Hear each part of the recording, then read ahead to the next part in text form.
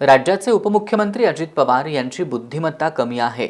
खासगीकरणामुळे पगारावर होणारा खर्च वाचणार असेल तर राज्यात उपमुख्यमंत्री तरी दोन कशाला, असा सवाल राज्य सरकारी मध्यवर्ती कर्मचारी संघटनेच्या पदाधिकाऱ्यांनी उपस्थित केलाय।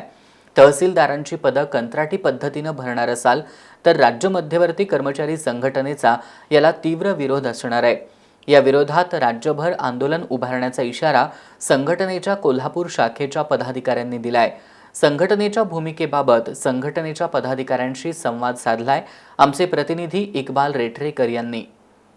शासकीय पदे आता बाह्य यंत्रणेमार्फत कंत्राटी पद्धतीवर भरले जात आहेत आणि या संदर्भातच आता जळगाव जिल्हाधिकारी कार्यालयाच्या वतीनं तहसीलदार पद देखील आता कंत्राटी पद्धतीवर भरण्याची जाहिरात प्रसिद्ध करण्यात आलेली आहे आणि याला आता कुठेतरी सरकारी कर्मचाऱ्यांचा विरोध होत आहे।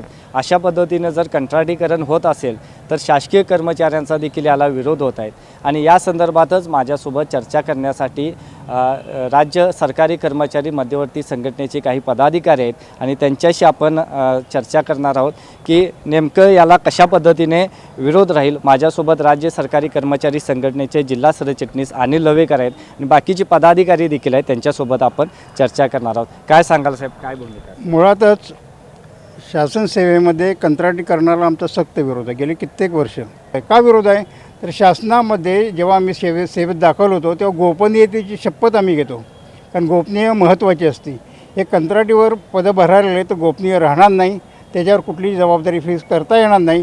आज जर शासकीय कर्मचाऱ्यांनी एखादी चूक केली तर त्यावर जबाबदारी फेस करून त्याला एक तर इन्क्रिमेंट थांबवली जाते, सस्पेंड केलं जातं। या कंत्राटीवर जर भरला तर त्यावर कुठलीही ॲक्शन शासनाला घेता येणार नाही। म्हणजेच काय तर शासन सेवेमध्ये सावळा गोंधळ होईल। मुळात जे तहसीलदार म्हणून रिटायर झालेले असतात त्यांना लाखो रुपयाचा पगार असतो, पेन्शन देखील चालू असते। याच्यामुळं आता तरुणांना जे रोजगार कुठंतरी मिळणार होते किंवा तरुणांना संधी दिली पाहिजे होती, त्यामुळे आता तरुणांना रोजगार मिळणार नाही। काय वाटते तुम्हाला? राज्य शासनाचे जवळजवळ 2,40,000 रिक्त पदे ठेवून हे शासनगाडा चालवत असताना शासकीय कर्मचाऱ्यांच्या मुख्य प्रवाहातल्या मुख्य जर पदावर काम करणारे लोक जर कंत्राटी बेसवर काम करत असतील तर त्यांच्या हाताखाली काम करणाऱ्या सरकारी कर्मचाऱ्यांची अडचण फार मोठी होऊ शकते। अशा पद्धतीने जर पदे भरली तर जे काही तरुण आहेत आणि जे रोजगाराचे किंवा नोकरीच्या प्रतीक्षेत आहेत त्यांना मात्र नोकऱ्या मिळणार नाहीत। याकडे काय? हो, खरंच आहे। MPSCची तयारी केलेली जी तरुण वर्ग आहे फार मोठ्या प्रमाणामध्ये MPSCची तयारी करतो, वर्षानुवर्ष अभ्यास करून ह्या तरुणाला जर नोकरी मिळणारच नसेल तर ती फार मोठी म्हणजे अडचण निर्माण होणार आहे।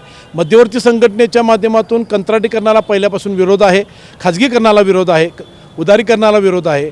आम्ही जनतेमध्ये जाऊन जनतेला आम्ही सांगणार आहे की ही आपल्या मुलाबाळांच्या नोकऱ्या उठलेलं शासन यांना शासन दिलं पाहिजे, शासन दिलं पाहिजे। याचा अर्थ असा आहे की ज्या लोकप्रतिनिधींना तुम्ही आमच्याशी संलग्न राहणार असाल तरच तुम्हाला वोट करू, जर वोट तुम्हाला पाहिजे असेल तर आमच्या ह्या मागण्या मान्य कराव्या लागतील। खाजगीकरण कंत्राटीकरण रद्द करावं लागेल।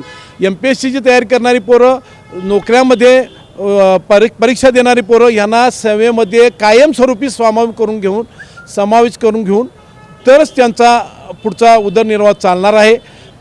माझ्यासोबत आणखी काही संघटनेचे पदाधिकारी आहेत। काय सांगाल, हे हळूहळू सर्वच खाजगीकरण करण्याचा डाव सरकारचा सुरू आहे, कारण शिक्षक पदे देखील आता कंत्राटीकरणावर भरली जात आहेत। हे सगळंच हळूहळू काही खाजगीकरण होणार? कोल्हापूर जिल्ह्यामध्ये यापूर्वीसुद्धा भूसंपादन हायवेच्या कामासाठी सेवानिवृत्त उपजिल्हाधिकारी अव्वल कारकून मंडळाधिकारी यांची नियुक्ती केलेली आहे। सध्या 6 सप्टेंबरच्या जे खाजगीकरणाचा JR आहे त्याच्या सर्व स्तरातून विरोध आहे। सध्या रिक्त पदे भरून कंत्राटीकरण रद्द झालं पाहिजे। जनतेतून असा एक आरोप होतोय की शासकीय कर्मचारी वेळेत कामं होत नाही, त्याच्यामुळे कुठंतरी खाजगीकरणावर ही पदं भरले जात आहेत, असा एक आरोप होतोय। त्यावर आपला काय खुलासा? कोल्हापुरात माननीय उपमुख्यमंत्री आले होते, त्यांनी असं वक्तव्य केलं की एकाच्या पगारात 3 कंत्राटी कर्मचारी भागतात।